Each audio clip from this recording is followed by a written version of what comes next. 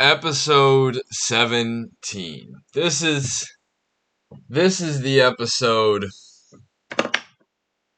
That's funny. This cat just stepped on this thing and this is the episode that I'm doing when I don't want to do an episode.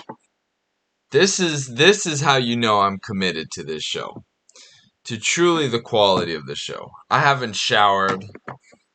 I haven't planned. I actually have planned. I've made multiple plans, attempts at planning. I wrote down notes on what I wanted to talk about. And we're going to talk about a lot today. There's a lot that's gone on since the last episode, since episode 16, which I'm sure you all loved so very much, and I appreciate the two or three of you that have seen it. And we'll have a special guest appearance by Nala the cat. Say hello. No? Oh, you can't speak English. So she'll be here. We got the cat. We got me in just a great mood to do a show. I mean, this is how, I don't know why NBC or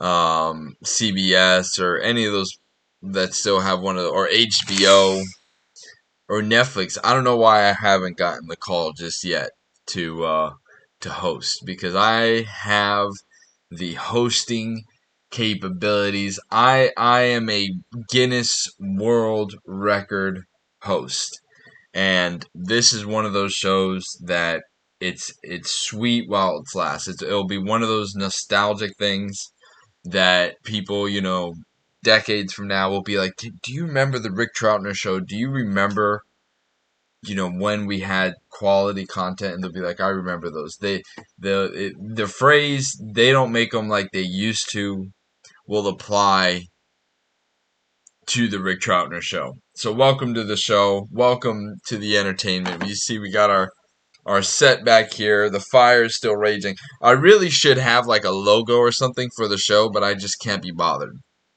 I just can't be fucking bothered. And there we go. We got our first curse of the night. We know things are a little bit edgy here. This is edgy content. This is not for kids. Kids, put the kids to bed, because they are not welcome here. They are not welcome as viewers. You got to be 18 plus, preferably 21 plus, so you can have a couple of drinks to better numb the pain, and to make all of this more palatable to you. So on this show, we're going to be going through some features. We're going to go through what's going on over there. That's a new feature that we're bringing up. What's going on over there, and we're going to be looking at an interesting YouTube channel, and we're going to dissect, kind of the views about that, the big, the little, the good and the bad, and we'll get more into that later. So definitely stay around for that. We're going to be talking about how dating, or how starting relationships with people is similar to retrieving signals from outer space, and we'll be talking about that. That should be a fun little feature. I just got back from a little mini road trip. I'm not gonna tell you where I went, because it's none of your fucking business where the fuck I went or what the fuck I did.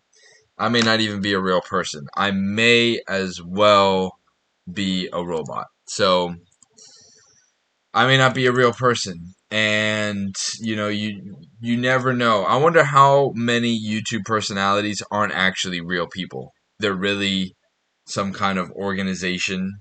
They're really some kind of conglomerate, or groups of people, but they're not real people. And I'm not saying any YouTuber isn't a real person. I'm just saying I would be surprised if all of them were real people. I'm pretty sure there are some people out here on YouTube which some people out here on YouTube which are not real people. And that's okay, you know? That's fine because sometimes, you know, things just have to fall into place. So, a little update what's been going on. So if you've watched any of the previous episodes, and this is a good reason to watch some of the episodes, you know that I started going to dancing events, partner dancing events, salsa, bachata, and learning how to do the salsa bachata moves.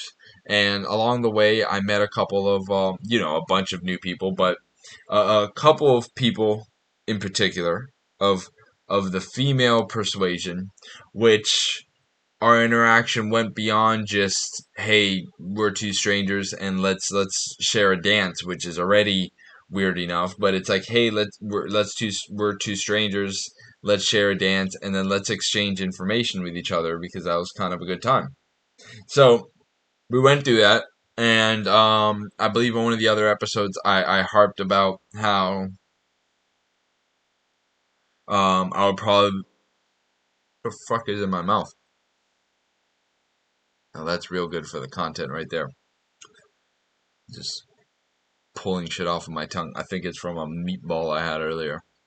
I had a meatball. I had meatball and pizza earlier, and it tasted like one of the herbs and spices in the meatball kind of got dislodged in there. So we're doing some general hygiene. I mean, the makeup artist on this show is just doing a fantastic job. Look at this! Look at this hairdo that they got me rocking tonight. And yeah, this is a nighttime show. It's almost midnight. I was gonna go to sleep, but I thought, damn it, you know, the people they're waiting for episode 17. They want it. They want episode 17 to happen. And so I'm making it happen because I'm doing this for you. This is all for you. This is not for me to grow a channel and potentially put money and stuff money into my pocket from having a channel of just talking nonsense. This is for you.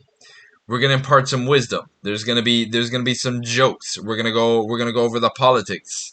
We're gonna go over the business situations. There's gonna be a lot of things that we're gonna be dissecting some content. So these are the reasons why you should not only continue watching through this video, you should watch through the end of the episode. You can even just kind of put this down to the side. You can just put the phone down. If you're bougie and you have the YouTube Premium, you should put this to play, you know, in the background. You don't even have to listen to it. Don't worry. You don't even. It's all gonna be okay. Just trust me. Trust me. Trust me. And as we all know, YouTubers, people doing creating YouTube videos are to be trusted implicitly. So trust me when I say that there is a good reason why you should just let your phone play out this whole episode. I don't know how long it's going to be. I'm going to aim to make it around an hour. I'm going to fill up that hour with a lot of entertaining stories and anecdotes and really give the viewing public a reason to watch the next episode because each episode just gets better and better. They build upon themselves. And you know what? As a special treat for you even getting this far in the episode, I got a great little treat for you. Here we go. What we're going to do is we're going to we're going to pull up the screen. No, actually let's go let's pull up a screen right here. And boom, we have my channel analytics. So we can see here the channel has been getting a little bit of steady growth. Here we go. We'll slide me over here. There we go. So we see I've been getting kind of steady impressions from this channel, anywhere from 100. Oh, look, I'm up to like 400 impressions. So now I'm hovering like 200 impressions per day. I think I have about 200 videos on this channel that are public. So there's about each video is getting one impression per day. That's pretty good. So we're seeing some growth. We've gone up to 17 subscribers. So things are really moving over here on the Rick Troutner channel. And I mean, you know, subscribe to smash more mosquitoes. Every person that subscribes, I smash another mosquito. So if you don't like mosquitoes biting you, that's a good reason to subscribe. And look at that. I'm going to smash it right on my face. I mean, there's no I don't think there's a better reason why you should subscribe to this channel other than I am going to be smashing mosquitoes. So make sure you smash. I think smashing that like button is a little overplayed. I think you should caress. You should caress the subscribe button.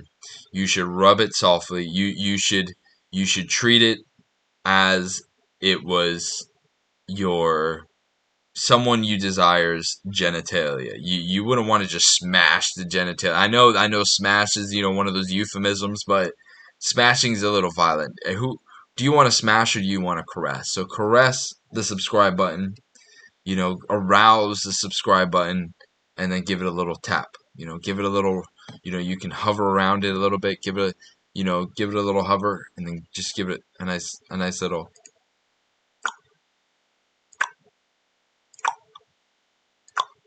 just like that. Just like that. Just give it a little love tap. We're not trying to smash, let's not be grotesque. Let's not be vulgar. Let's just give it a little tap. Let's just give it a little tap. So I got back from, you can actually see it on the channel. I went down in the Key West area. It was great. It was fantastic. The weather was gorgeous, and everything was moving at about 5 miles per hour, which is great. It was that kind of release that I needed. And along the way, during my trip, I got an unexpected message. Completely unexpected. I was not expecting to get the unexpected message. That's what was so unexpected about it. And I had sent the signal out. I'd send out a bat signal, but Batman had already gotten. Nobody was expecting Batman to answer, but Batman answered. Batman answered the call, and I could change names. Let's for sake of the story, let's just call this person M. Right? Let's call this person M. And M, I had met probably a couple of weeks ago, 2-3 weeks ago, at one of these dance events, and it was actually a chance meeting because I'd actually gone to the dance event. I left the dance event and I dropped the person that I went with, and then I went back to the dancing event, right? And then this was the day where the venue that was holding the dancing event, the AC had broken. So it was like an armpit being in there. And if you know anything about dancing, it's about moving your body. And what happens when you move your body, since you're as a byproduct of the biochemical reactions that allow you to move your body, is heat, and lots of heat. And then your breath that you are exhaling contains a lot of heat. So all that heat energy is normally removed from a room by an air conditioner, but this night it was not being removed. So it was not the most comfortable situation to be dancing in. It was more comfortable to be standing outside than it was to be standing inside.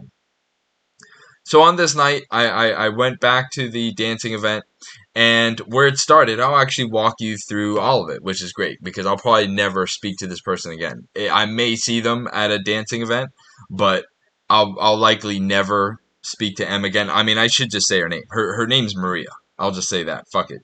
There's like a fucking million chicks named Maria. I don't fucking care. So her name was Maria, which is a weird name because she's like a white chick from like fucking some part of Europe or some shit. So right. So we were outside. I'm not really, my expectations for, and especially on this night. So this was a peculiar night.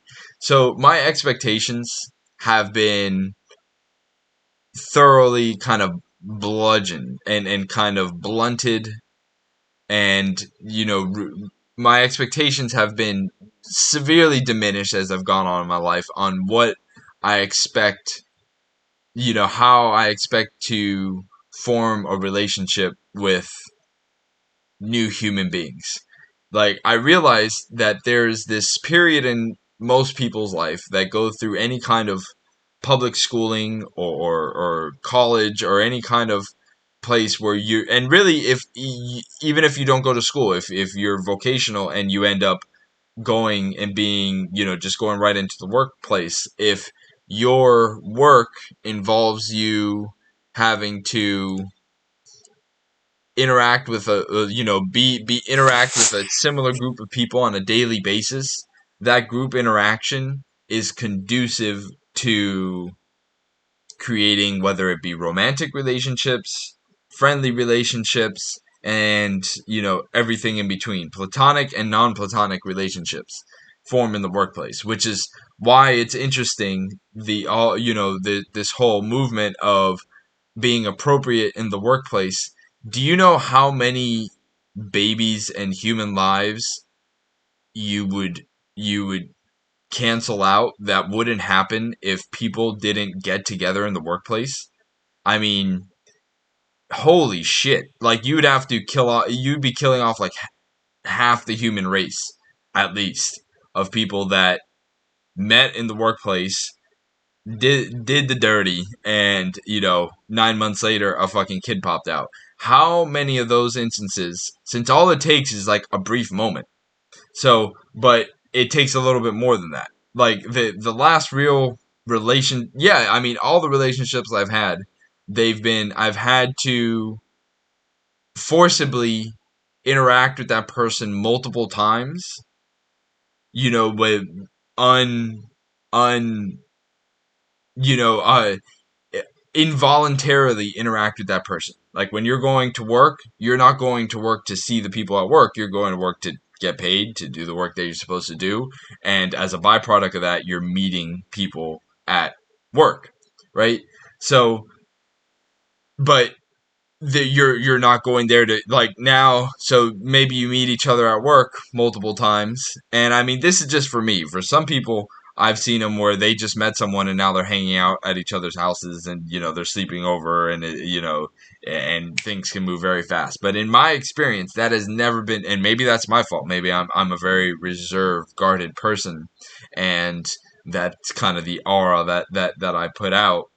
Thus, I don't have a welcoming, arms open. But I mean, who does really? Like, who the fuck does? I mean, I guess some people do because I have seen it happen. But neither here nor there.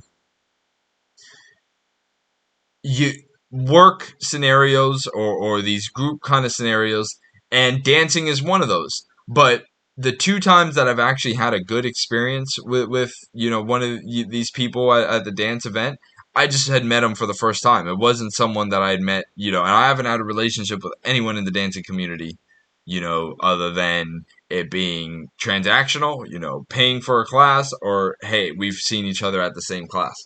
But we're getting to the part of the story where I call it, there is nearly a glitch in the matrix.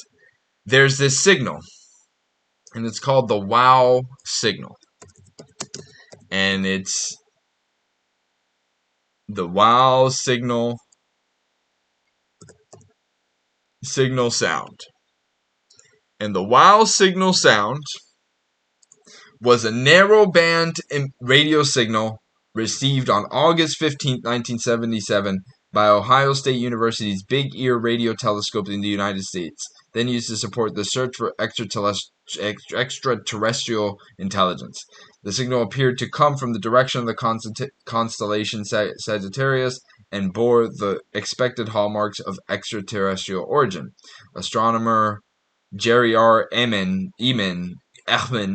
discovered the anomaly a few days later while reviewing the recorded data. He was so impressed by the result that he circled the reading on the computer printout 6EQUJ5 and wrote comment "wow" on its side, leading to the event's widely used name.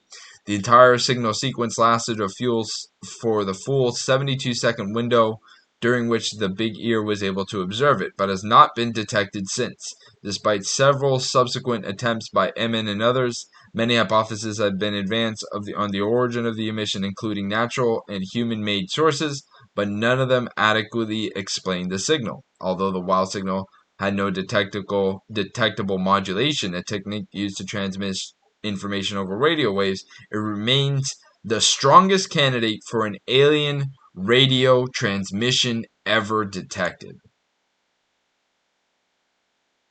Wow. So, a little breakdown of it. is that the signal is apparently why, everything starting from zero. So a blank is zero. So there's like no signal, and then a one, there's a little blip. So you can see here anything that's like a six or a seven, they're circling. I don't know why you didn't circle this six. So if you're getting into the letters, it's a very loud signal. And I guess over this amount of time is about 72 seconds. So if 72 divided by 6, that's going to be about, what is 72 divided by 6? That's 12. So that's like 12 seconds each one of these. So based on just what this is, each number or letter is the average of the signal strength for that 12-second period. So we see the signal go up, and it goes up to E, Q, U, which is like the loudest that the signal got, J5, and then the signal fizzled out. So what does this have to do with my the person I met, Maria M, at the dancing event? Well, what it means is this. So let's just go through the story. I think I went through some of it in a previous episode, but we can do a recap. So I get to the dancing event, and shortly after, everybody runs outside because there's this continuous problem where the event takes place in this industrial area, and parking is at a premium. Now, apparently there's parking on the road behind it, but in the immediate vicinity, there's places that if you park that you will get towed. So people parked in those places, and they were getting towed. And funny enough, so I drop my friend off, and I'm like, man, and I'm thinking, I'm like, should I go back to the dancing event? It's hot, it's sweaty, but maybe I'll meet. And something kept pulling me there, and so I get up on the expressway to go there, and it's moving, and then the traffic just comes to a dead stop. So it would really be a nightmare. So I get off the expressway. I go to get off the expressway, and I have the opportunity to turn around right after getting off the expressway. But something just tells me, it's like, go for it. Just keep going, keep going. So I go and I keep going, and there's the two sides. The side's like, hey, you can just turn around. You're a little tired. It's gonna be hot over there. There's nothing really gonna go on. You're gonna dance with some sweaty people, and that's gonna be about it. But I keep going closer and closer. I'm like, you know what? I'll just pass by. I'll come and I'll check it out, and then I'm not gonna go in. I'm not gonna go in. No, I'm not gonna do that.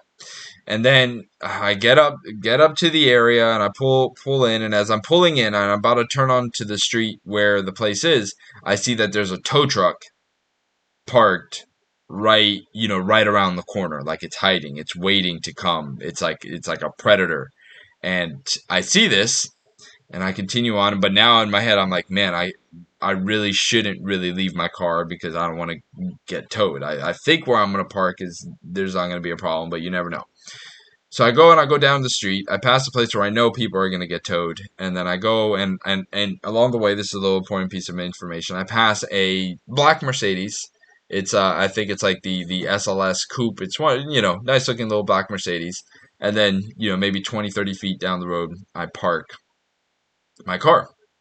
And I walk over, and I get to the event, and normally there's the garage door to the warehouse, which is closed, and there's like glass in it, but since the AC was broken, they had it open. So now you can come, and now whereas before you'd be able to drive by and see inside the window, now the whole thing was open so you could really see inside. And there's people standing outside because it's so hot inside, and there's a few people, definitely a lot less than usual because of the discomfort of the air conditioning. Shortly thereafter, someone comes in and says, hey, people are getting towed. Make sure you're not getting towed. People run out. And I think actually, so I went, and then I met someone else that I had met actually a few times. So this is someone that I have a casual, relationship with. And we actually had a dance class together, and she was my dance partner. We had to do show off what we had learned in the dance class. And we are very mismatched individuals. This is the person that I guess she's like an equestrian or equestrian or whatever the fuck it's called. She works with and rides horses for a living. So what this has done to her physique is that she has very calloused hands. She has a very stiff body, and I mean she's definitely physically a very strong person to be dealing, because she works with horses anywhere from 3 to 6 hours a day, riding them, training them, and I mean horses are anywhere from 1 to 2 ton, 1 ton animals. So, 800 to 2,000 pounds. So to being able to physically ride a horse, then, dancing with a human being is like child's play. So, and she showed me a video of her son doing bull riding. So that whole gene is that. So what that gets to is that she's a great person. I really want to actually go see her, her do the horse thing, just because I think that'd be fucking cool. But not the most fun to dance with, and I'm sure I'm not the most fun to dance with. But because of the physical, and even you see people that are a guy who's a very skilled dancer, he can dance with her and make it look good, but he is fucking exhausted by the end of the dance, by the end of the song. So I actually went in and then I started talking with her because she was someone that was familiar, and she actually invited me over to sit next to her, and then, we had a friendly little chat. And then I was like, hey, where did you park? Because there's a tow truck, right around the corner. Make sure that you don't get towed. She's like, oh, I parked over here. I'm like, well, you should go check it out. So she goes and checks it out, and it was around there. I don't know if she got towed or not. That was actually the last time I saw her that night. But then so I walk out of the warehouse. I go out and I'm like, "Where's your car down there? You better go check." Because they had some car on the tow truck, and then yeah, so then people start flooding out, or there's that kind of easy exchange, and I'm just standing out there, making some commentary. There's actually someone else that I had met that I had messaged back and forth, and I actually told her about coming to this event. It's like an older lady, and we danced, but she gave me great compliments for my dancing, which felt pretty good. She's like, "You're like the best dancer here." I'm like, "How the fuck am I the best dancer here?" We dance salsa, and I'm like, "I'm fucking making up this salsa shit. I don't even know how to dance salsa. I'm just making it up. I'm mixing in bachata and like the 3 steps I know for salsa, and I'm completely off beat, and I don't know how to do the spins or the twirls or any of that shit." She's like, "Oh, your energy." It's so I don't know if this old lady wanted to fuck me or what it was, but she really liked the way I was dancing, which was baffling to me. Maybe not. I don't know. But either way, so I told her about coming to this event. So I talked with her a little bit. And then, the instructor came out and was telling everybody, "Hey, you can go park in the street in the back." And then, somewhere around there, there's this is a consortium. There's this cohort of people that they're genetically and physically seem very similar. They're normally very white, very blonde, very tall, and very Eastern European. Ukrainian, Russian, yada yada. All those other countries that are in there that I don't even know. So one of these types of people, she's wearing like black yoga pants, I guess. Black, workout pants. They're tight, kind of pants, and a similar kind of shirt. It almost seems like a one piece kind of thing. And she's looking around, and she looks at me a couple times, and I'm just taking it as just kind of curiosity, and I kind of explain the whole situation, and the towing and the ba ba ba ba ba ba. And I don't remember the exact back and forth, but there was she was looking at me like she was looking for information. I gave her some information. It was cool. She smiled. I smiled. We went about. I didn't think much of it.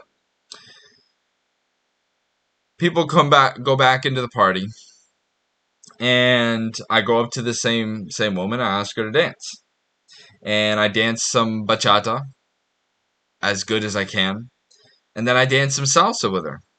And as I did the other night, I make up some of the salsa moves, a lot of the salsa moves. More than 90% of my salsa moves were made up. Not very good. But I do it, and she seems to have a good time with it. Like, she's not bothered by the fact that I'm fucking terrible at it. So and apparently this is the thing that even dancers that you see and you're like, wow, that person's amazing at dancing. Everyone has their own self-conscious, ness about it. But either way, we share these two dances. I'm like, hey, that's great, fun, fantastic. And I don't think anything of it.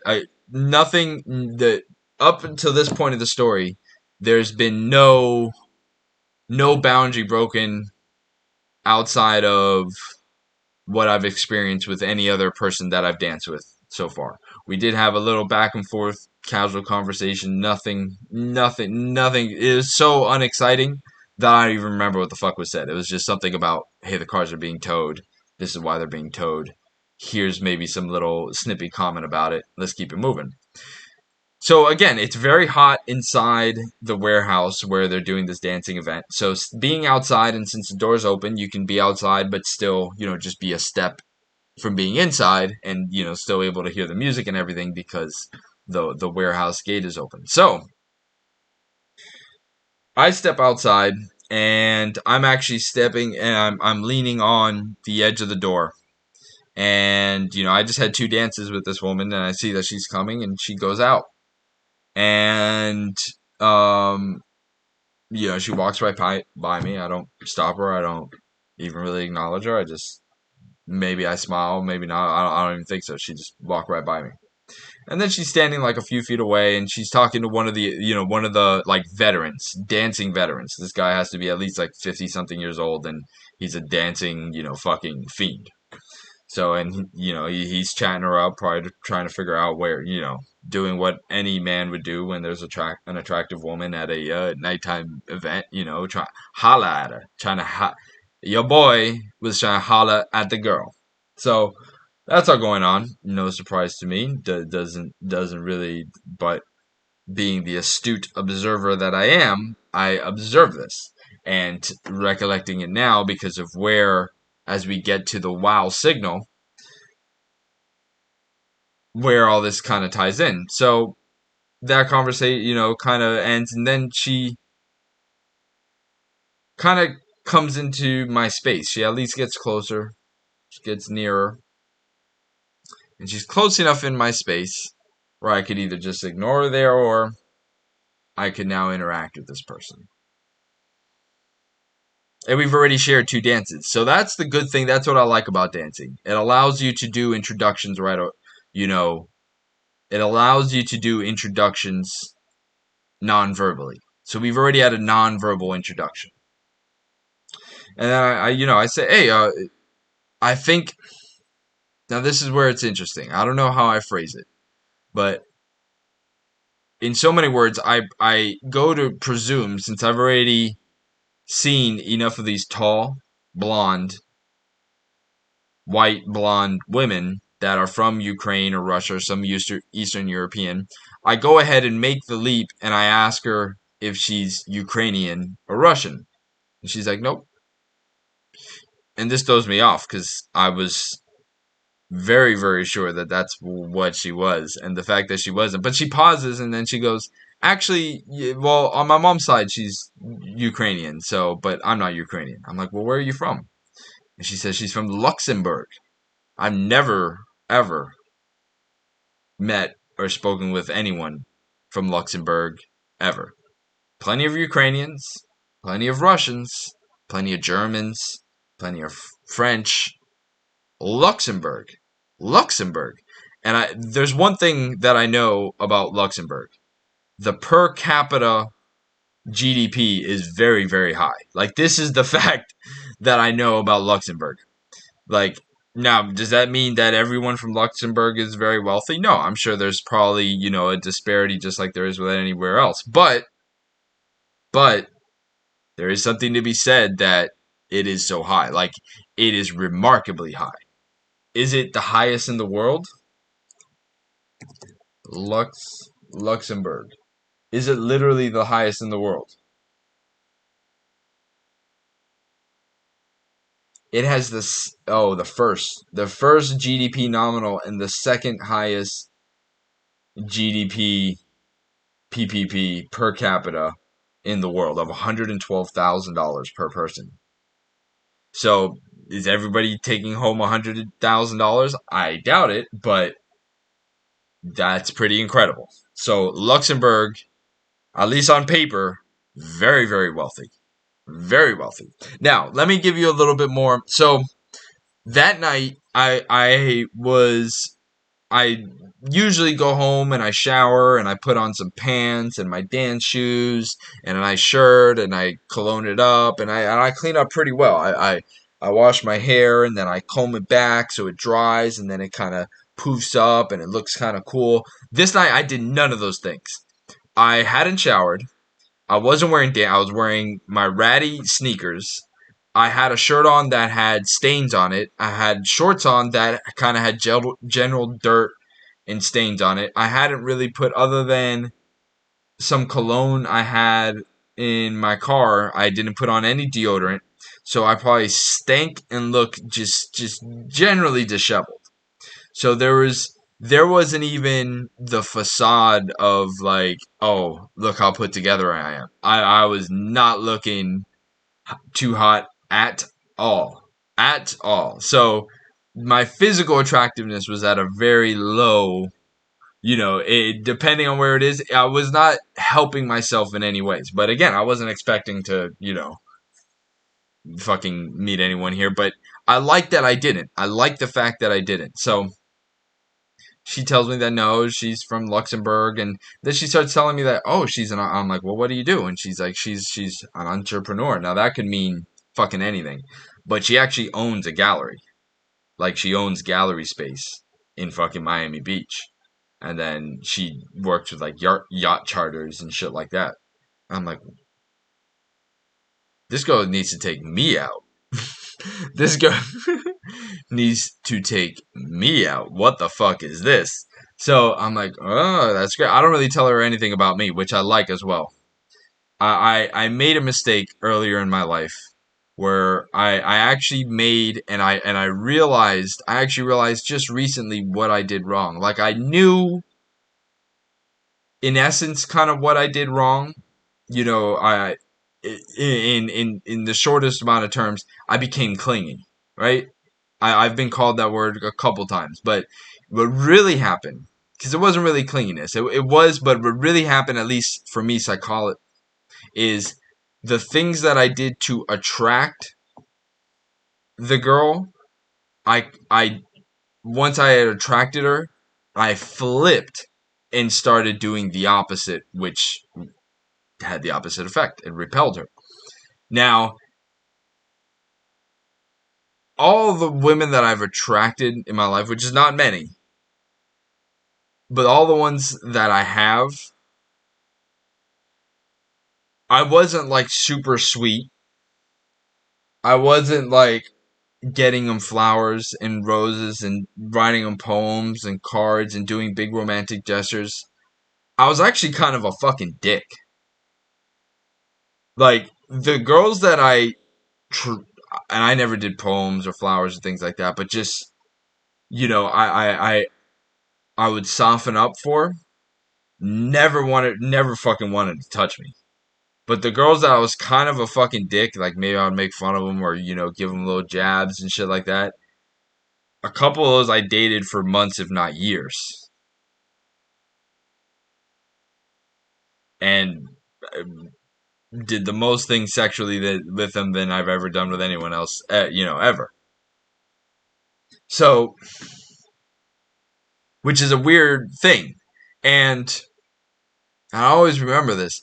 But when I was in this quasi non-relationship with the girl, where I actually, because I actually made a conscious choice, and I remembered making this conscious choice, and this is what I remember, where once I had attracted her, and it was now, there's that little period where maybe you like someone and you don't know if they like you back.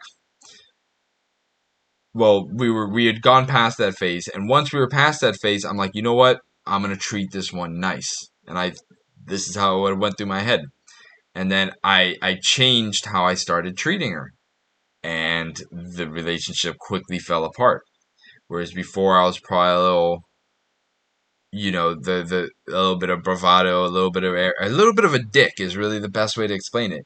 Like the but you have to, it's not just being like a dick, like there's a suaveness to, like, your attitude has to be right. Your attitude has to be right. and it's a hard thing to explain. But if your attitude is right, it doesn't matter what you're wearing, what you're driving, what you smell like, what you look like. If you can do attitude, none of that other shit matters. None of it matters. None of it matters. Like, and the inverse is you could have the nicest car. You could smell the nicest. You could look the nicest. You know what I mean? You could be wearing the nicest shit. But if your attitude is still wrong, yeah, you may get some hits because of the other stuff, but it's not going to work. It's just not going to work. Like, the attitude is everything. And I've already said enough things on this channel and on these episodes to piss off everybody on the or a certain select group, because I'm sure there's plenty of people that can fucking relate to this. But the attitude that you needed to have, the best way that I can encompass that attitude, which is this kind of ethereal, kind of abstract thing, is that you need to have a shut up bitch attitude. A fuck you, like, not a fuck you, a shut up bitch. Shut up. Shut your fucking mouth.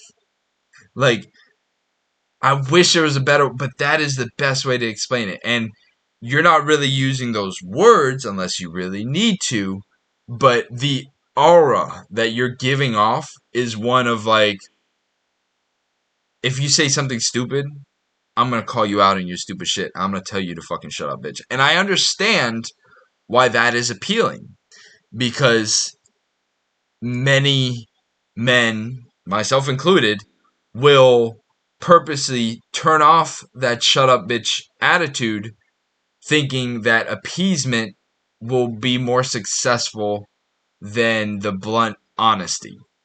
And that doesn't mean it's going to go super smooth, but what it is going to mean is that if someone's already a little bit into you, it'll make them more into you. You know what I mean? Like,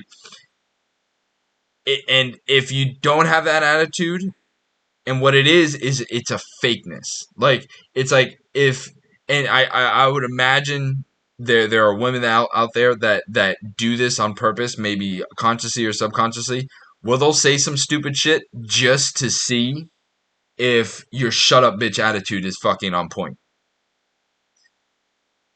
Like, your shut up bitch attitude needs to always be on point. And there's a great person that you should learn this from, which is not me, and that's the great comic Patrice O'Neal. Patrice O'Neal was able to verbalize this in such a magnificent way. And what he's saying is, like, if you actually listen to him, you hear how he went from the guy which would, put the shut up bitch attitude away and be the other guy, and that never worked. But the moment he had the shut up bitch attitude, and and if you listen to it, there's plenty of videos of Patrice O'Neal, but one of them he goes into where he's like, you can go be like, hey, shut up bitch, say it wrong, and it can go very wrong. She could fucking slap you in the fucking face, and no, there's a problem, and it's just kind of a negative experience. But if you do it right, and it's not always supposed to work, because the whole point is, like, shut up, bitch, get the fuck out of here. Like, you, I don't get the fuck out of here. Like, yeah, shut up, shut up. This is what we're doing. Shut up. Shh, shh, shut up. Shut up, bitch.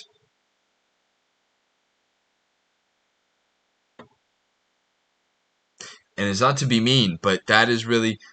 I just saw a video the other day where this girl's like, man, I have this boyfriend right now, and he's just too nice, and I just wish, like, he would choke me out a little bit more, and he would just slap me around and push me up against the wall. And you're like, what the fuck? Kind of fucking psycho. But now everybody's different. But and the real part of it is that if you don't have your shut up bitch attitude on point, you seem fake. You seem inauthentic.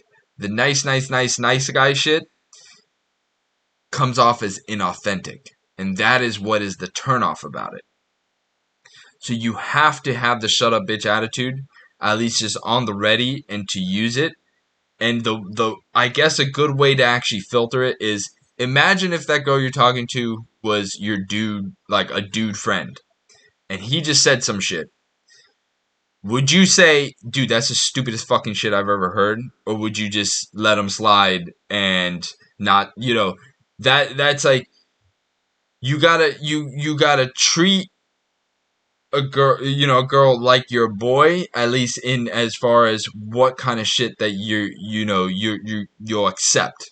You know what I mean? Like there's a different dynamic, but if she and this is like in like if you're in a social group and even if you are, like the whole point is that because even if she gets mad, that's not the point.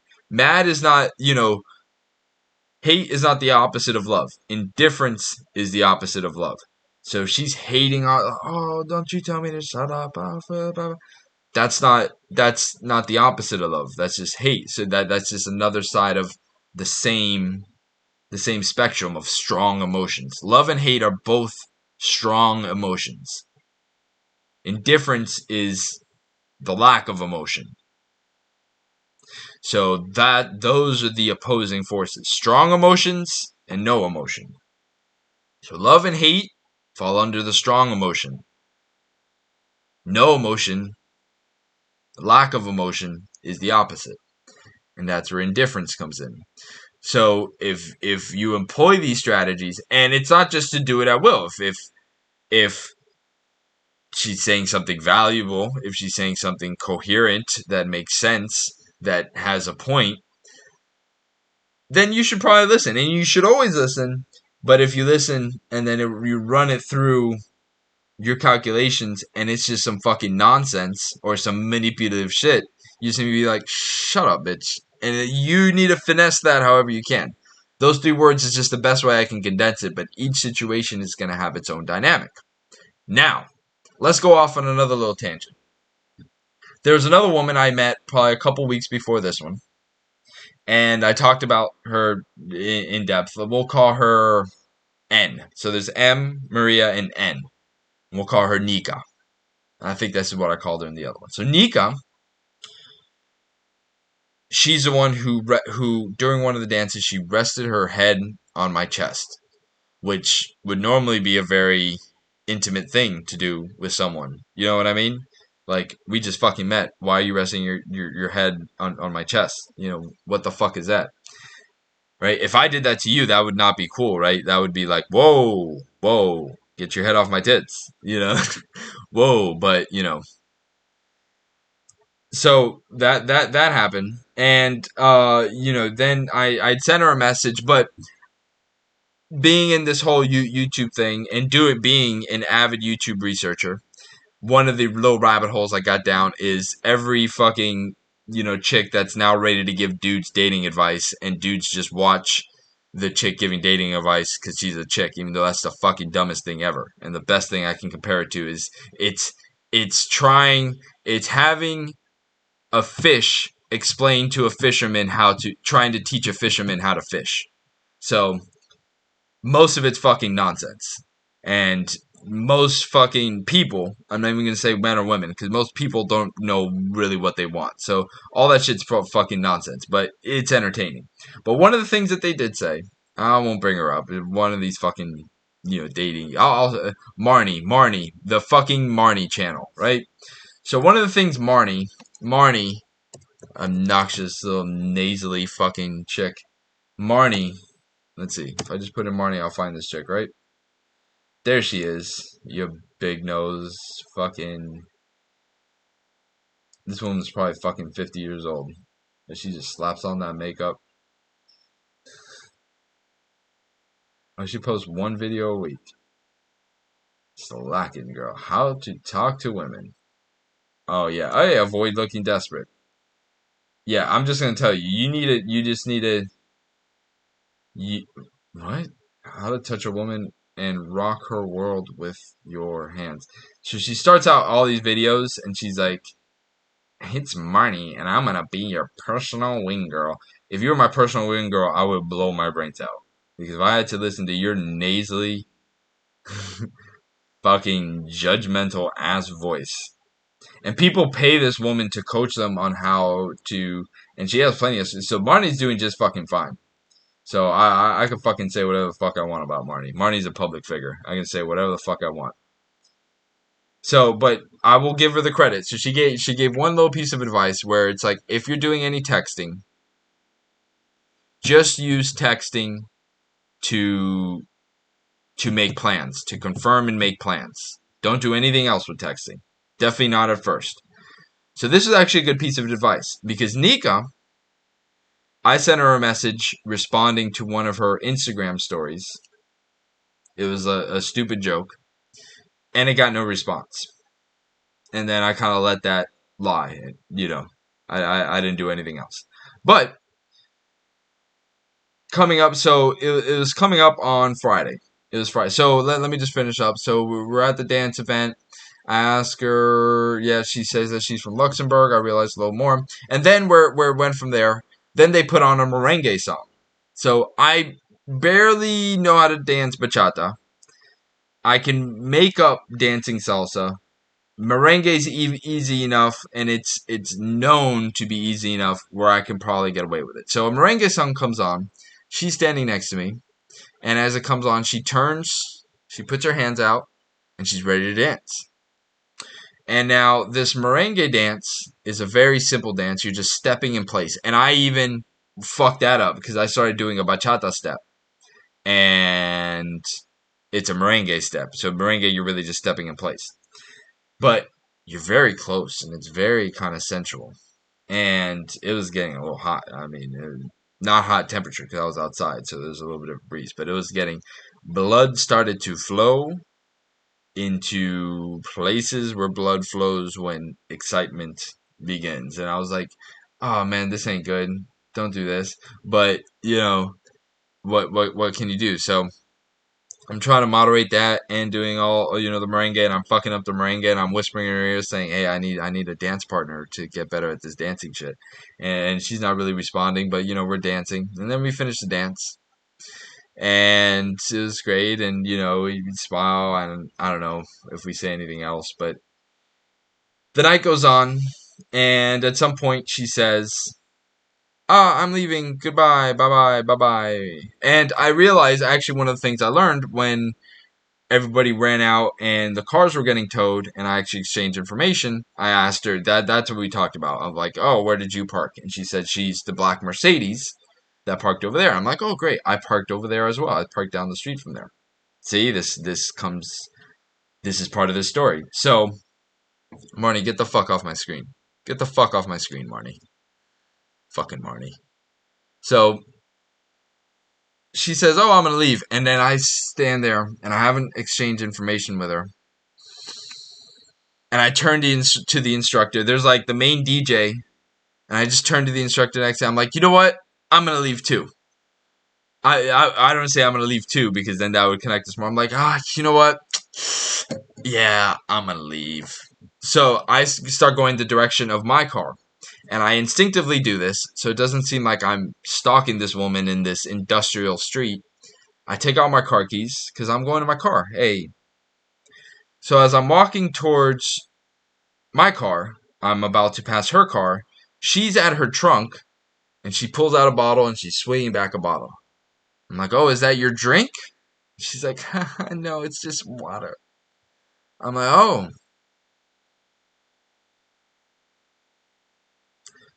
Should we exchange information? There may have been something between that pause. She's like, sure, you have Instagram? And we switch Instagrams. Now, out of all the people I've met in person, she has had the biggest Instagram following. She has over 7,000 followers, which is nothing in Instagram, but a lot for being a person that I'm meeting and interacting with in person. Out of anybody I've met, she has a pretty sizable following. She's like, let me message you so that I know that it's you. And she sends me a message, nice to meet you, right in front of me. I'm like, oh, great. Hey, we'll talk. Bye. And we wrap it up there. Get in my car. I go home. Not thinking much of it, but I'm happy I met someone new. We had a dance. I got a little excited. It was fun. But at this point in my life, I'm accepting of the fact that I will probably never speak to this person again or see them unless we both go to the same dance event. So I know there's a chance we might, but outside of the dance event, probably never going to speak to this person again.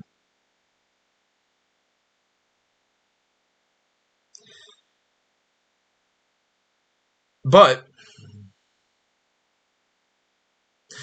no, not bad. And so I get home, go to sleep, wake up the next day, and then I I realized that she had followed me, but I hadn't followed her. But when I follow her, it's one of those private profiles, so you have to get approved. You have to get approved. So I send her a message the next morning, and since she had sent "nice to meet you," I send her a message. I'm glad I met you as well, with a little smiley face.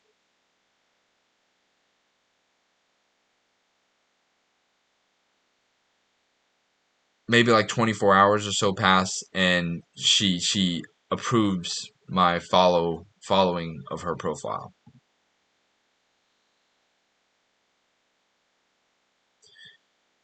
And I realize that this woman has lived and is living a very, very nice life. Based on her stories and, the posts that she put out there, she's living in some very swank condo apartment on Miami Beach. She's always on yachts, or, social media makes it seem out to be.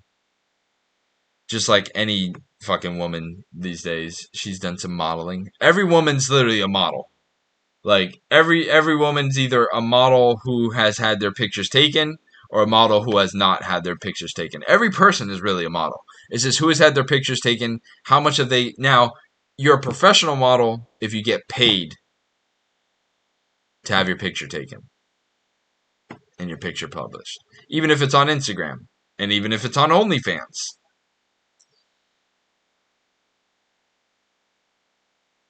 So this woman, Maria, she has some pretty risque modeling photos. Now, obviously, there's no real nudity, but there kind of is.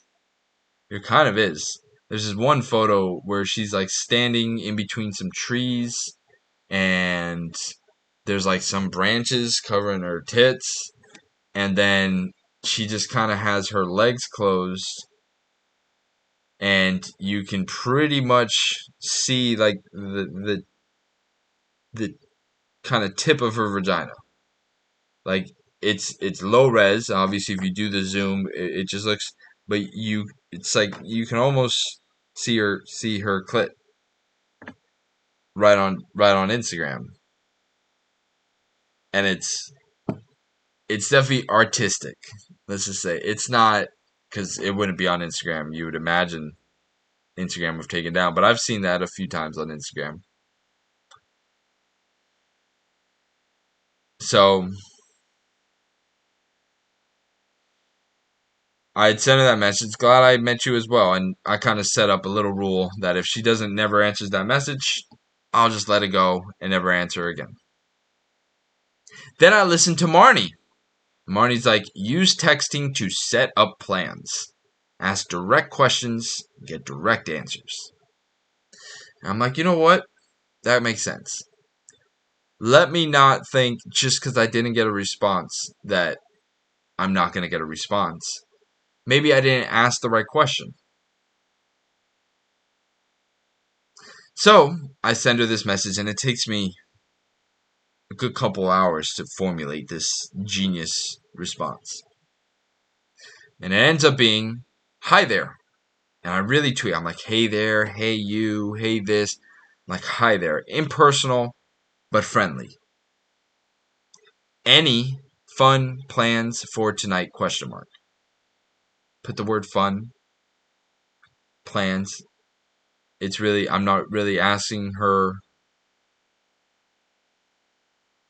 to make plans. I'm asking her if she has plans. Do you have any plans? Any fun plans? Maybe just tell me about it. No answer.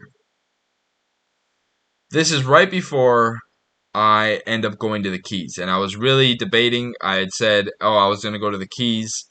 And my uncle, who has a place down in the Keys, I texted him and said that the week before. And I said, hey, I want to come down. He's like, you can't come down this weekend. You come down next weekend. And then he said, hey, remember that you can come down this weekend coming up. So it's coming up to Friday. I don't want to go Saturday because there's a lot of traffic going down to the Keys on Saturday. So I really want to go Friday, but it's like 9, getting on 9:30 on Friday, or it's like 8 o'clock. And in my not wildest, but in a really great fantasy of mine, I ask either Nika or Maria or any, you know, attractive lady that, you know, has half a brain, um, to go on one of these road trips with me, to go down to the Keys with me, because there's my uncle and my family would love it if I brought a woman down to, one of these family things, because it would just, that's what families expect. Families expect you to, go find mates and reproduce. So, you know, even if I, even if that's not what I'm doing with this person, that's that. So it would be great. She would be well invited, welcomed, treated magnificently. I would look great. It would be a win for me, and she would probably have a good time. You know what I mean? Go to the pool, go to the beach. There's things to do. But this is a woman who lives in a penthouse, it seems, on Miami Beach and is on yachts and shit all the time. But I don't give a shit about that, because she met me when I was dirty, sweaty, smelly, bad dancer, and she danced with me 3 times, and she got my Instagram. Oh, and I forgot about this part of the story. So this is what changed it. This is what put things into motion. This is what put things into motion, because this is a very important part of the story. So earlier that day, now these two, Nika and Maria, these are two, because I haven't had an experience like this. What's going on with my screen? I haven't had an experience like this with really any of the other dancing people that I've interacted with. You know what I mean? I haven't had this kind of, so these two really stick out. And so obviously, doing a little bit of Instagram stalking, since that's the way nowadays. I really fucking hate Instagram. I wish that app would just fucking go away. Like, I wish it would. I hate this shit that, people don't give each other numbers anymore now. It's like fucking Instagram. But it played in interested, but I really wish that app would just fucking burn down to the ground. I mean, all these apps, fucking YouTube, Facebook, all these things should just fucking, hopefully they just go bankrupt, and, we could start over. But Instagram. So early on that day on Instagram, you have your feed, you have the stories up top, and when someone has a story, there's that little purple and orange and red kind of circle around it, that then turns checkered and all that. And now this is a person where she's a very interesting person. So she has all these followers on Instagram, and on her main feed, she posts are like, her last post was maybe a year ago, and then it was like months before that. So very few posts. She has maybe 5 years of posts. She may have like 100 posts stretched over 5-6 years. Like, it's very sparse. And every once in a while, maybe she'll post a story. She posts a story one night, and it's literally like at like some fucking 5-star restaurant, and it's just like models. Like the men look like models, and the women look like models, and it's just a fucking whole table of these fucking cocksuckers. Just because they're probably all the men are probably cocksuckers, and the women are probably cocksuckers. So it's just a table of cocksuckers because they're like some male model dudes, so they're probably sucking cock, and then the women at the table are definitely sucking cock. So it's just a table of cocksuckers. And then from her point of view, and she's probably a cocksucker too. I mean, hopefully she's a cocksucker for Christ's sake. So and in my mind, I'm just like, the last thing that she needs is a person like me in her life. I may be able to now. Maybe it's just the opposite. Maybe I am absolute. Now, that's not to take anything away from me. I know my value. I'm a fucking smart, entertaining motherfucker. I mean, just look at the Rick Troutner show. I mean, you could see the kind of depth and personality that we have going on in this show. So, this is not to take away, but I like to take the unbiased perspective. I am fully secure in my own value, in my own, and that's why I have a shut up bitch attitude, because I would tell Maria or Nika if they said some fucking stupid shit, which Nika did, and we're gonna get into that. Say some fucking stupid shit. I would tell her, it's shut up, bitch. Fucking saying some fucking stupid shit. So on Instagram, on this fateful Friday, I pull up Instagram and then I see her little photo come up on the Insta Stories feed, but instead of having a little purple and red circle around it, there's a green circle, a bright green circle around it. And it plays this little video with all the cocksuckers at the table. I'm like, why is it a green circle? What the fuck does a green circle mean? And then I remember that Instagram has had this little notification standing up in the settings that has been pointing me, thinking that I got a message or something, to this thing called the close friends list. And it's like a little green thing. And then, there's a little info thing of why it was green. And it says that this story appeared in a green circle because you're on their close friends list. Close friends list. So this is a woman that has 7,000 Instagram followers. She's having all this fun with all these look beautiful people. And she put me as a close friend. Are all her 7,000 followers on her close friends list? Like, I don't know. But what I do know is that you have to manually add someone to. Now, maybe she did it that night right there. And she's just like, oh, I met you in real life. So maybe that's just her real life. People she met in real life, and then people that she hasn't. I don't know. But either way, it was revealed to me that I was on her close friends list. And this is what got the gears in motion and got me thinking, huh. So I should, maybe I should revisit this. I thought this account was dead, but this brought it some new life.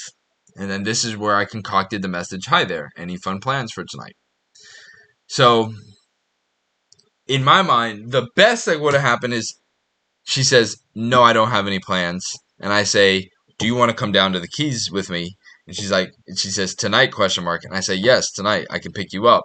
And then she says, it'll take me like a couple hours or it'll take me like an hour, but sure. But none of that happened. What happened was far more realistic. See, in the movie version, that's what happens. And then that's what fucking convinces all these people that this is what's going to happen in their life. But that's what really happens is you just get no response at all. Just radio silence. If we go back to the wow signal,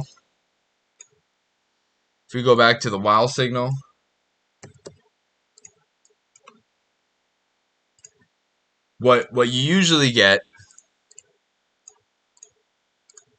is this radio silence. Let's put this up here. So we got that nice and big. There we go.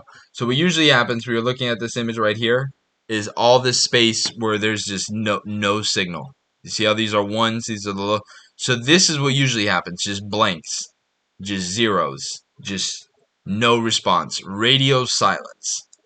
Radio fucking silence. right? And I mean, at this point, I'm expecting it.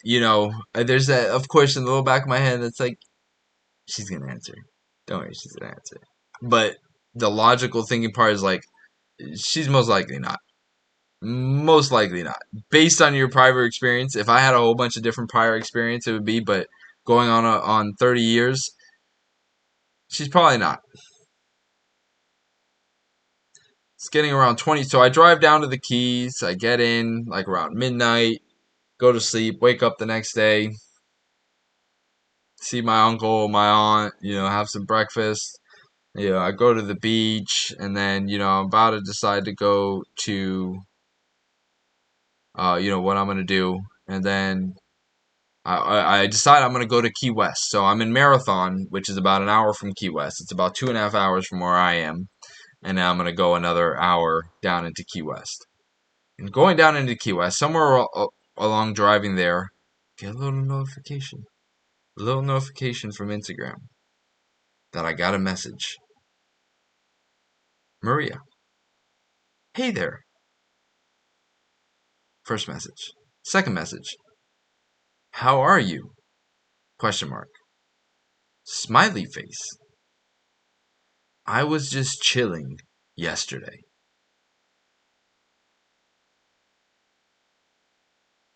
My heart nearly leaped out of my throat. See, this is how easy it is, ladies out there listening. Now, I understand why you wouldn't want to answer, because, I mean, dudes could be fucking creepy and, dangerous. So I completely understand. But when you do to a dude that's maybe not creepy, maybe just a little disheveled, you know what I mean? When you actually do answer the dude, man, I don't know what dude out there that wouldn't, maybe if you're a real player, because I'm not. My numbers are very low, so this is exciting for me. This is exciting for me. You know what I mean? So I don't even know what to do. I can't even believe my fucking luck. I'm like, this is like the wow signal. Like, we've been listening to these fucking aliens for these fucking aliens. How long was the place open? The Big Ear Radio.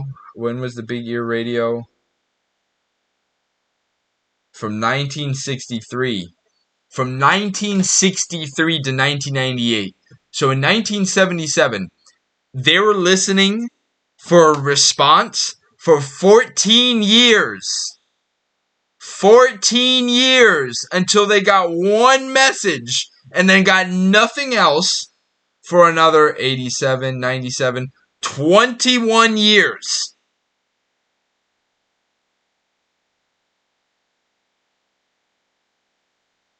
So the first 14 years, silence. Then one message, and then 21 years of silence. This. Wow. So this is like the wow signal in relationships. So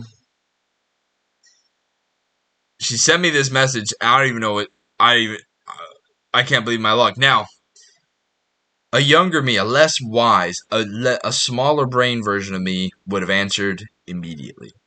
You know what I mean? And my reasoning would have been, she's at the phone right now. You can get her. You can talk to her. She's available. But the truth is that everybody's always available. No one's really that fucking busy. And this was something that subconsciously I knew with this relationship I had back when I was younger. But I would delude myself into thinking that wasn't the case. That there was some excuse. Where really the reason is she's just not that into you. She's just not. That's always the reason. She's just not that into you. Like there's that, he's just not that into you. She's just not that into you. Why isn't she answering your message? Because she's just not that into you. There's some dude that she is answering the message of.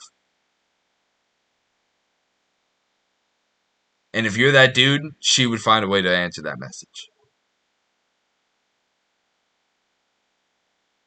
Everybody has a smartphone in their pocket.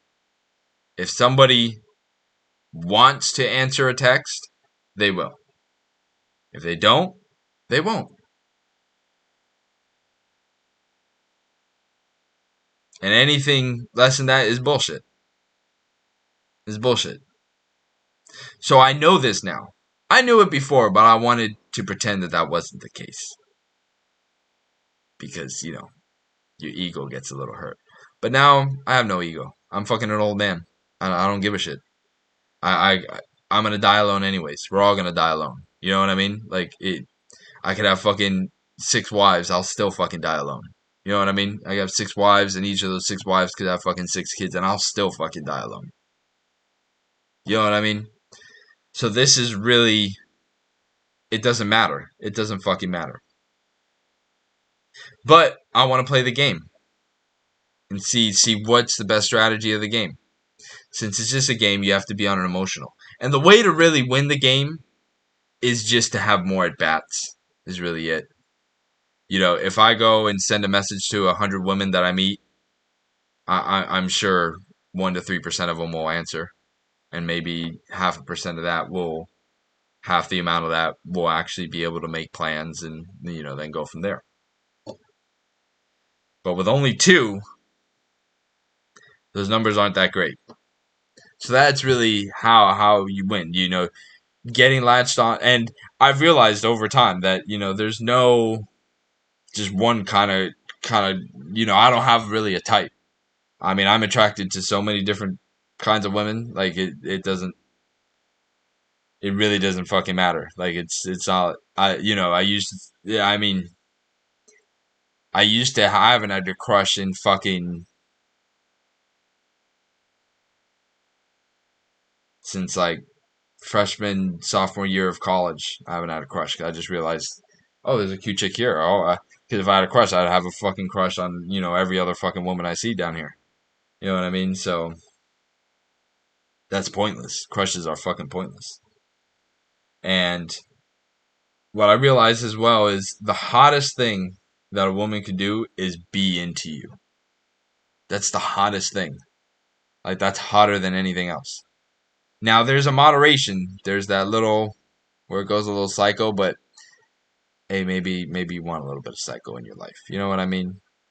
But honestly, the hottest thing that a woman can do is be into you. You know? And if you're even just a little bit into her, it's hot. I mean, pussy's pussy. You know what I mean? So, since pussy's pussy, what's hotter? Someone who's just not that into you, you know, is indifferent, or someone who's really into you?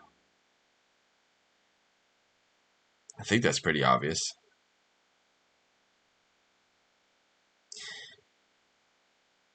So I didn't know what to do with the message. So, but what I knew is that I was going to take Marnie's advice again.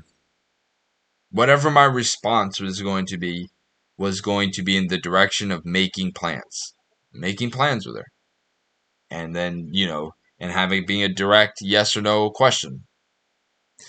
And I mean, I guess I kind of teetered on the line, but I really didn't know what my specific plan was yet, but I did ask a specific question. So I knew that when I got the message, I was in Key West, that I wasn't going to answer until I got back to Miami. Because since my message was just going to be about making plans, why send a message about making plans when I can't even do anything right now? So let me get back to Miami, which gives there some time. So I'm not just answering. Because what I have figured out is that you're not when you're texting, when you're sending, messages like that, you're not doing, and you're just getting to know each other. You haven't even cranked the engine. You're just putting the key into the ignition, and you're just starting to turn it so that everything, to see if everything's going to light up, if all the lights are going to turn on the dashboard. You're even just trying to wiggle it into the ignition at this point. So at this point, it's not about having a conversation. It's about having the person you desire respect you. So I'm not really trying to have a chatty conversation with her through fucking text. the less that we say through text, the better. The less text and more in-person meetups we have, the better I'm doing. So we've shared maybe 5 or 6 texts, and we've had one in-person meetup. So if I can get through in a couple more texts and go have another in-person meetup, now we're averaging like 4 texts per meetup, and that's a good average to have. That's a good average to have. Because before, in this relationship where I learned all this shit, is I would send texts and texts and texts and texts and, think that, oh, she wasn't getting them or she wasn't seeing them or she just wasn't that into me. And I was making it worse by continuing to text her. If I just fucking ghosted her for like a month, she probably would have came right back to me. But since I didn't, just pushed her away. Just pushed her away. And I mean that's what happens. And then that's where you learn. And then that's where you have to be unemotional about it because none of this shit matters. Like the world is literally your oyster. Like you everyone has their own projection of this simulation and you're in more control of it than you probably will ever know. So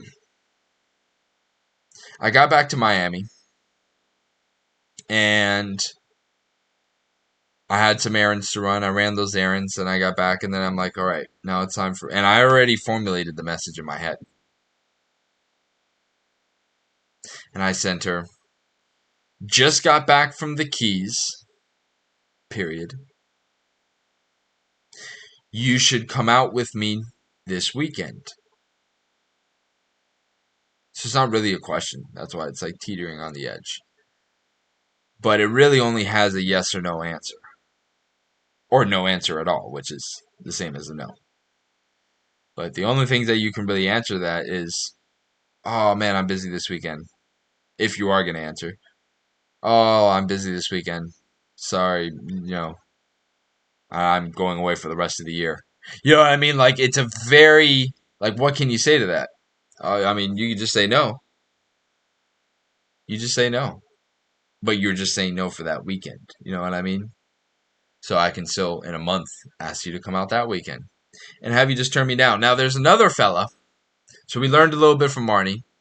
And now I'm using a lesson I learned from Grant Cardone. And he put out this video where he talks about how he got his wife. And the way he got her was he met her, on set because she was some kind of fucking actress, and he was some kind of sales guy. And they met, they exchanged information, and then she's like, oh, I wasn't that into him, and yada yada. But then what he would go on to do is he would leave her a voicemail once a month saying that they should meet up and go get dinner or go out sometime. And I think he did that for like a couple years until she finally acquiesced because her options were probably running. No, I don't know. But she finally acquiesced, and now they're married and have kids, and I mean it's probably a fucking nightmare. But you know what I mean. But I'm gonna take that same note because I mean, it doesn't take me much to send a message once a month. But I'm gonna use that strategy with this woman. I don't expect her to ever answer any of these messages. I didn't expect her to answer the first one. So the fact that she did was surprising. Which brings me to another story that I had where so this woman, I mean, she's conventionally beautiful. Like she's model beautiful. Like she's got to be right around 6 feet tall. She may be a little fucking taller than me. You know what I mean? And long blonde hair. Beautiful face, beautiful skin. Legs. You know, gorgeous. But there's some masculinity to her features. Like she has a relatively square face. You know, she's modestly chested. Modest. Modest behind. She's got some good shoulders on her. She's not worked out. She's got skinny arms and skinny legs and things like that. But Normally, I like women that are shorter and shorter, dumpier chicks. Shorter, dumpier, bustier chicks that would probably never appear as a model on anywhere. So, like they may now on some kind of real women campaign, but in conventional Madison Avenue advertising standards, and which I'm not saying is good or bad or anything. Just it is what it is. So, and based on any of those, they wouldn't make it in the conventional modeling world. But based on yeah, so these are who all my except for one. So now my two, well, not two, just one. My most recent relationship is someone who was a self-proclaimed model that was in Maxim magazine and like all this shit. I don't know if she ever fucking was, and it wasn't really a relationship. It was a quick fling, and then I'll tell you where that relationship blew up. I'll tell. Yeah, the three like real relationships I guess I've burnt them to the ground. Like I was the reason I blew them up. So there was a night where all it took was a look. She gave me this look, and the look in her eyes was, how do I say this?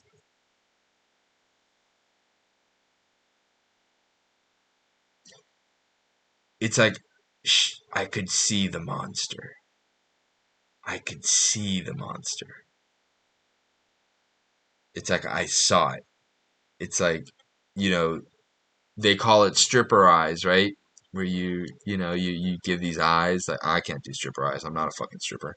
But you give these eyes of like, oh, I'm so into you, but really I'm, this is a transaction. I'm selling my, experience so that I can go make money. So it's an inauthentic thing. So, and this is where it comes back around where nice guys, why nice guy, the whole nice guys finish last. The reason for that is that it's not nice or not nice, because no anyone could be nice, but everyone is at some point not nice. You know what I mean? Like, and if you're not, you're not authentic. Like it's just not authentic. So the whole nice guys, why women are turned off from nice guys is because it's inauthentic.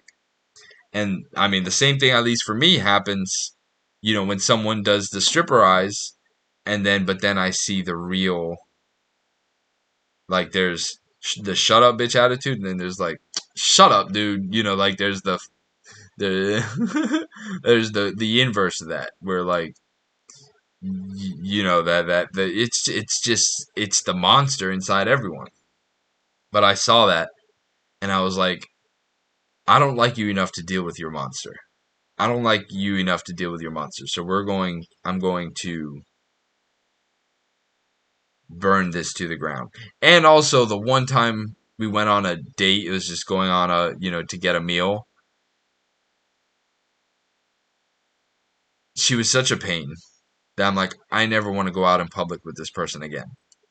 So there was that. there was that. There's like, I never want to go out in public with this person again. Because I actually met this person because she was a temporary roommate in the home that I was living in. And then this is where it comes back around that because we had frequent involuntary meetups, those turned into voluntary meetups after we got to know each other.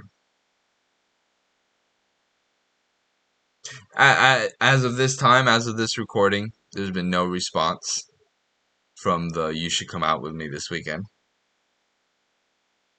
Not surprised, not surprised, but I will employ this strategy that even if there's no response in like a month or so, I'll send another message. I'll be like, "Hey, how's it going? Busy this weekend?" And I could just keep doing that. And I'm doing this scientifically because it really doesn't matter. I mean, I'm not even that into this person. You know what I mean? Like we just met, and she's not even really my type, if I can say that. But if, like I said, if she was into me, that would be the hottest thing about her, that she would be into me. You know, her being into me would be the hottest thing about her, which would then make her hot and me attracted to her. So, but if that isn't the play, I didn't lose anything. You know what I mean? I still got the Rick Troutner show. I'm still the host of my own fucking show. So, you know, fuck you.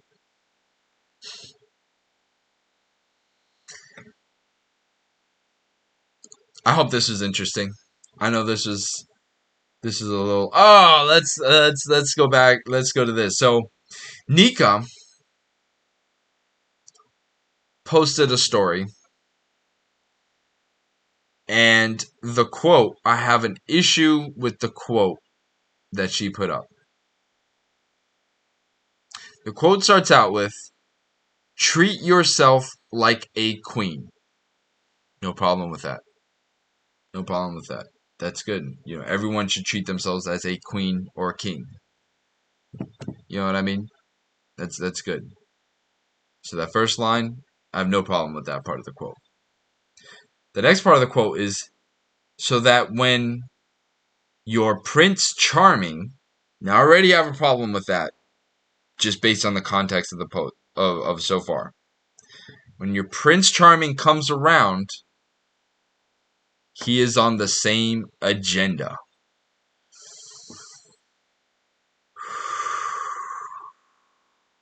Okay, couple problems. Couple problems. If you're a queen and you're looking for a prince, that means you are trying to fuck your son.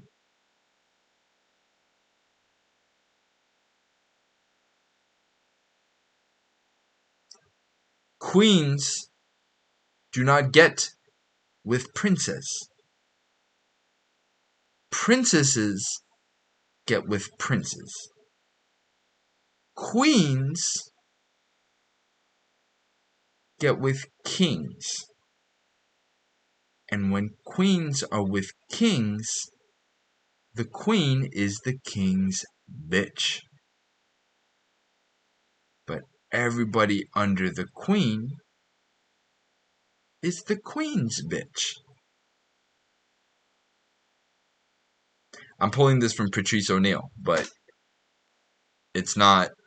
This is in the king. There shouldn't be a king or queen system. We live in a fucking democracy. This is America. We don't have kings or queens. So this is just. But in the king and queen system, if there is a king, that will supersede the queen. And the queen supersedes everyone else, but the king supersedes the queen. Now, the biological reason why that is because a king can have far more offspring than a queen ever could. Is that right? Is that fair? Who the fuck cares? That's what it is. That's what it is. So, we don't have a king or queen system here. So if you're a queen, now, let's move out of the king or queen system and let's get to 2021. So if you're a woman and your psychology is that you're a queen, but you're looking for a prince, and the prince should treat you like a queen, so that's like a child, worshiping at the altar of their mother. Like, that's what you want? That's what you want. I don't think that's what you want. You want a king to come in and be like, shut up, bitch. I'm the fucking king now. And here's what we're gonna do. That's what you really want. And the thing about it is being a king, See, this is what's probably made me a bad king up until now. Is that I always know that there's a bunch that I don't know. I know there's a bunch I don't know, and then I know that I don't know about the things that I don't like. There's things that I don't know that I don't know about. You know what I mean? So because of that, I think that, oh, I can't make these king moves. But every king has made moves when there's things that they don't know that they don't know about. And then they know there's things that they don't know about, but just based on the things that they know about and the things that they know about, they're able to make king moves. Right? And then that's where the whole confidence thing comes in and being able to have that shut up bitch attitude.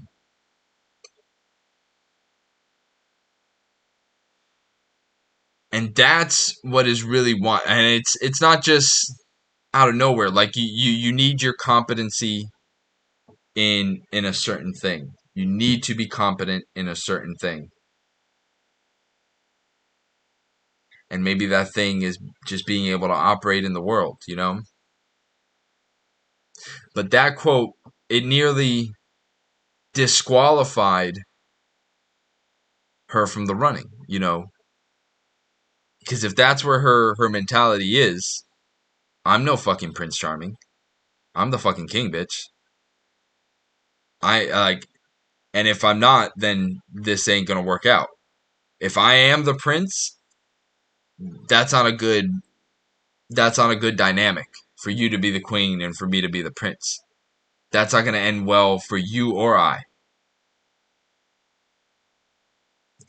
What would end well is I'm the king, you're the queen, and you give birth to little princes and princesses. That is the traditional dynamic of it. But if you're a queen looking for a prince, you're fucked up. You're fucked up. Your fucking shit's fucked up. Like that ain't right. If you're using the king queen and that whole fucking dynamic, but you're looking for a fucking prince, that's fucked up. I can't even I can't even entertain I can't even entertain that notion with you. You know? I can't even entertain that. So I hope that you learned something out there. If you're one of the women that I mentioned in this episode, you can contact me. You know where to contact me. And you can say to remove your name from this episode. Or I guess I will be receiving a letter from your lawyer. And this is really a learning exercise. It's nothing personal. You know, I have no emotions towards any of this. It's just kind of an interesting exploration of human behavior. And I mean, I have nothing to gain or lose from any of this. So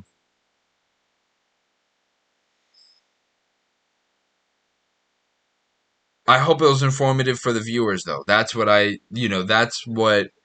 I'm doing all this for. So even though there may not be any kind of outcome, from these events in my own life, but maybe it'll give you some insight on how for things to do or not to do. I'm sure there's things that I'm talking about doing and thinking that are just completely wrong.